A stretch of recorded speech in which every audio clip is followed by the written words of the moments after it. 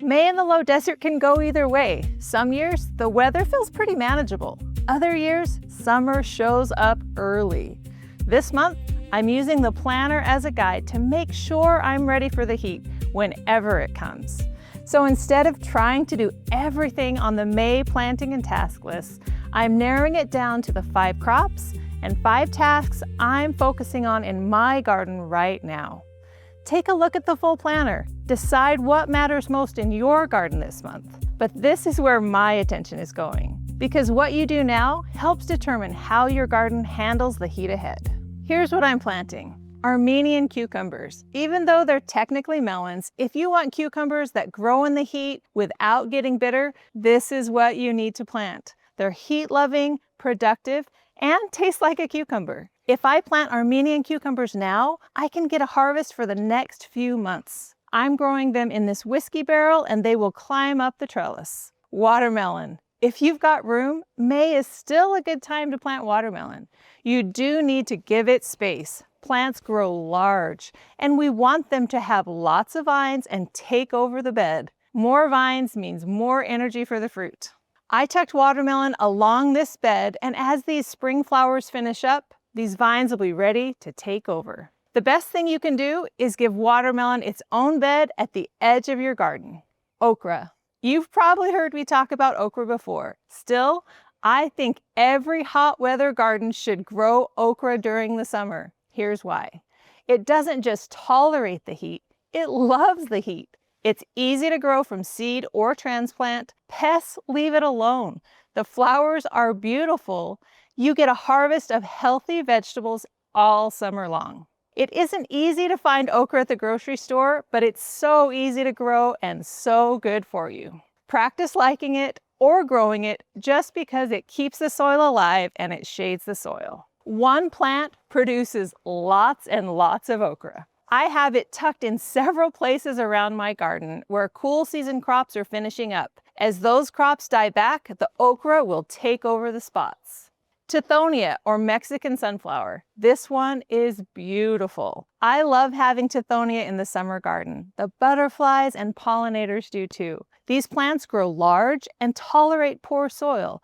Too rich soil gives you lots of leaves and fewer blooms. If you're looking for something a little different to plant, this is a good one. Plant from seed or transplant.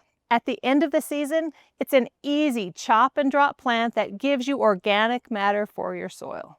Last crop.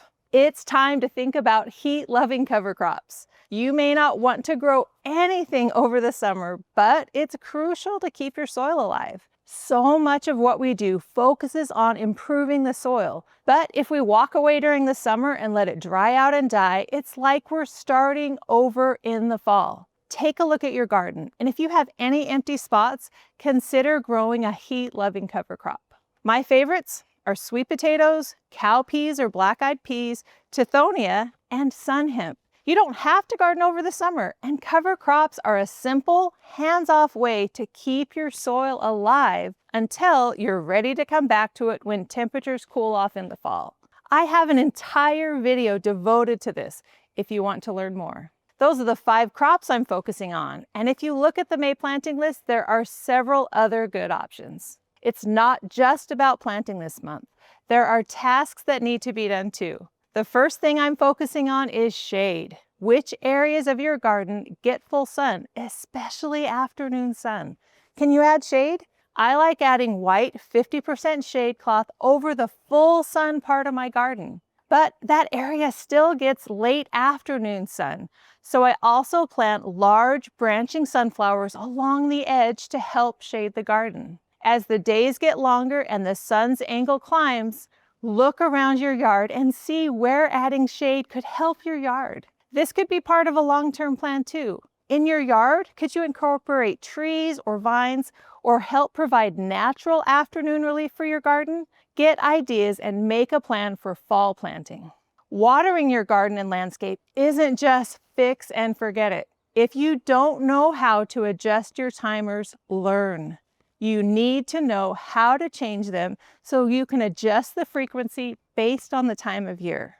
Focus on watering deeply each time you water, and as we transition into summer, especially in the hot, dry months of May and June, our yard and gardens need more frequent watering. I wish I could answer the question for everyone on exactly how long and how often to water, but it's different for each yard and it changes throughout the year. Get in the habit of checking your soil, making sure you're watering deeply, and allowing the top couple of inches to dry out before you water again. This encourages deep roots that will be more resilient when the heat comes. Now is also the time to check your watering system. Are there any leaks or clogged emitters? Do you need to replace the batteries? I'm checking my beds one by one before I add mulch, and I make repairs and adjustments as needed. If you've been meaning to add mulch, don't wait. Do it now. What you use matters a lot less than whether or not you use it. I have a big pile of mulch in my driveway, and I'm filling up my cart and going around putting a thick layer on just about everything. If you have watering grids, place the mulch over the top of the grid so the water doesn't have to go through the mulch to reach the soil. Mulch is essential for a successful summer garden. That thick layer of mulch will help keep the soil alive during the hot summer months. Containers. As the weather heats up, gardening in containers becomes more challenging. That's why I'm putting my small containers away until fall. For any large containers that are left, I do a few things. Group them together for an insulating effect and move them to locations with natural afternoon shade or provide shade. I have branching sunflowers growing up to help shade this elevated bed from the afternoon sun. Oyas and mulch are my secret weapons for container gardening during the summer. Oyas will help provide moisture all day long. I may have to fill them up every day during a heat wave, but at least the roots will have access to moisture. And a thick layer of mulch helps keep the soil cooler and stay hydrated longer. And finally, pamper your citrus. Although citrus grows well here in the low desert, our normal temperatures really are at the edge of what these plants can tolerate. When we have a really hot summer, even well-established citrus can struggle and die. And as my friend Zach said, you can't rescue a tree in June that wasn't properly fed through the springtime. If you take care of your trees all year, you'll get a naturally healthy, more robust tree that can protect itself. So listen to Zach, and hopefully you've been caring for your citrus trees all year long. And now going into May, you'll give them another round of compost, worm castings, and mulch, along with something like Nutrient Plus to help the tree protect itself.